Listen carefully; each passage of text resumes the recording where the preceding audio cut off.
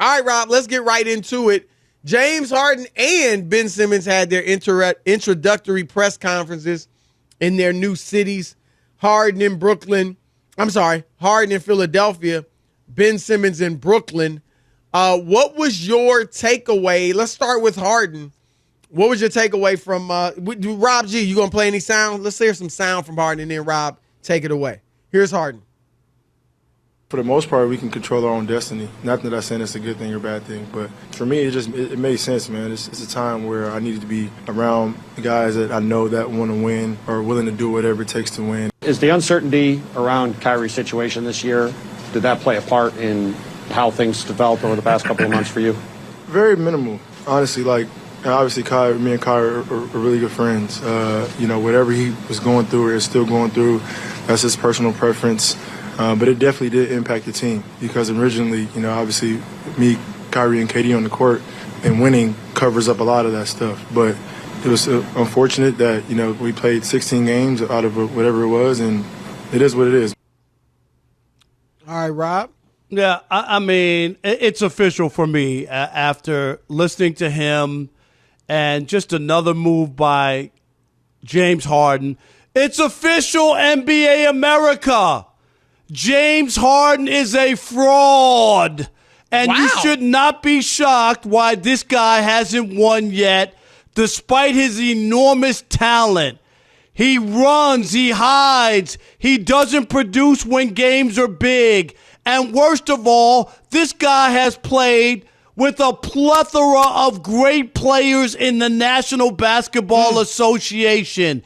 He had Durant and Westbrook in OKC. He had Dwight Howard and CP3 and Russ in Houston. Durant and Kyrie in Brooklyn, and now he's going to Embiid. You can't keep hiding. You can't keep running. You can't keep using other people and situations as excuses. James Harden, is this on? It's you. You're the reason why you haven't been able to win and could wind up in a career where you don't win. And I would take Charles Barkley not winning any day over you because you continue to do the same thing over and over. It would be one thing if you were tremendous in the postseason, but it just hasn't been the case. James, before last year when he played with the Nets hurt, right, he was averaging 23.8 points, shooting 38%, 25% from three in his last 6 elimination games. Chris, that's no good. That's not superstar level. James Harden in his first 2 postseasons with the Rockets ended in first-round exits. And while he averaged 26 points in those series, Chris, he didn't hit 40% shooting in either one. Let's go to 2015 when they lost in the series to the Warriors. Harden shot a woeful 2 for 11, shooting a single-game playoff record he established, 12 turnovers in a Game 5 clinching loss. 2 years later, series clinching loss to the Spurs. Remember, San Antonio thrashed the Rockets by 39 points. And Houston's leading man, Mr. James Harden, contributed 10 points, 7 assists, 6 ugly turnovers, while once again shooting 2 for 11 from the field. When it's all said and done, James Harden, people will realize you were the problem. And you know what?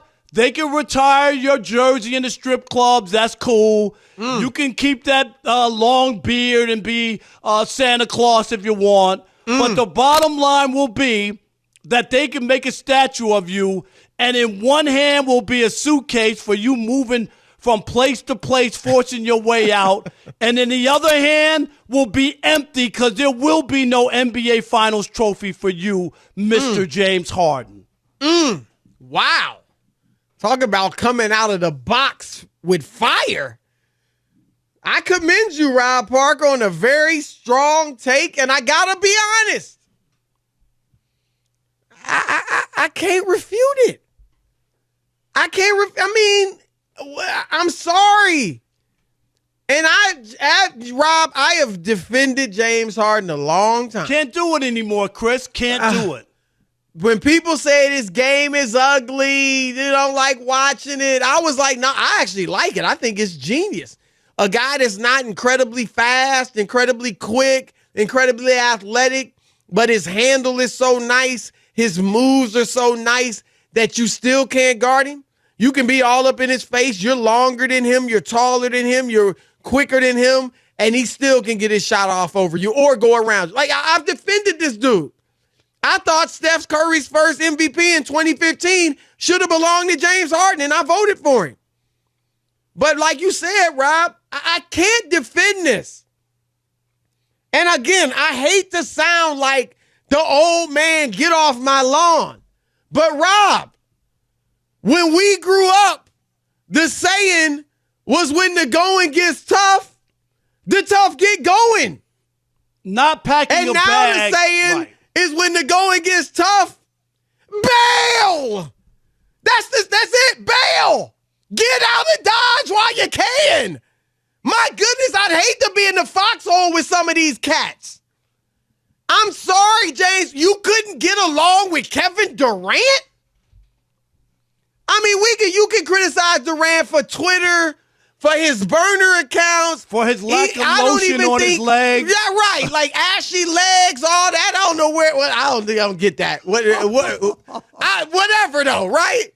I don't think he's the greatest leader. He's never proven he can lead a team to a championship. You can criticize him for all that, but basketball-wise, Kevin Durant has got to be, Rob, one of the easiest superstars to ever play with. Ever. He's easier to play with than LeBron. He would have been easier to play with than Jordan, easier to play with than Isaiah. Like, I mean, because he don't need the ball a lot to get his 30. We saw it in Golden State. It was right, seamless. He went in, it was seamless. It was like, dropped him right in, no issues. Because all he wants to do is catch it, put it in the hole. That's it. He don't need a lot of dribbles. He don't need to dominate the ball. He's going to get you 30, and you couldn't get along with that. And look, shame on you. And we know we're not defending Kyrie. I mean, he can do what he wants, is his right. But we're not defending him not playing half the season because he's not anti-vax, but he won't get vaccinated. We're not defending that. But that's on you, Harden, for letting Kyrie's status send you into the sunken place. Right? You still got Kevin Durant. If you're that guy, like we said you are for a decade, then you and KD and LaMarcus Aldridge and Joe Harris and Blake Griffin, all the rest of the guys you got, you should look at that like that's enough.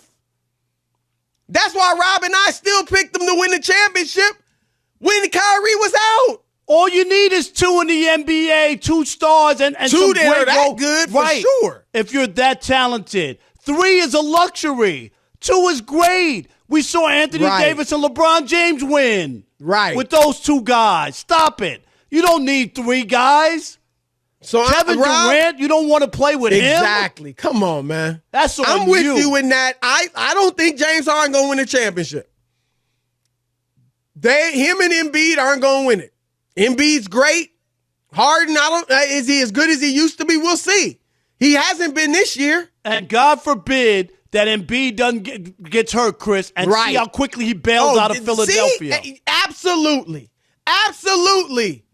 And we gave him a pass on Houston because they were going in a different direction. Okay. Yeah. I mean, you still didn't have to quit on them the way you did, but okay. But to do it to Brooklyn when you got a chance to win a championship? I mean, go like a man and say, look, I'm out of here. I don't, Kyrie, I didn't sign up for this. I thought he was going to play. I want out. But to just sulk? I used to do that when I was 7, Rob. I'm mad at my mother because she said something to me, punished me, wouldn't let me do this or that, and I'd sulk. I'm going to make her. I'm going to teach her. She going to see I'm not going to say nothing to her. I'm not going to smile. I'm just give her the silent sulk. treatment. I'm going to get right. Come on, man. You're better than that, James Harden. And I'm with you. I don't think they're going to win the championship. They maybe, let's see him prove us wrong. He's got to prove it now. Because he's had too many superstar teammates, Rob, to not have a title. Way too many. I mean, it's unbelievable, the list. Most of those guys are either on the best 75 list, Chris, or should be on there. Just about all of them are.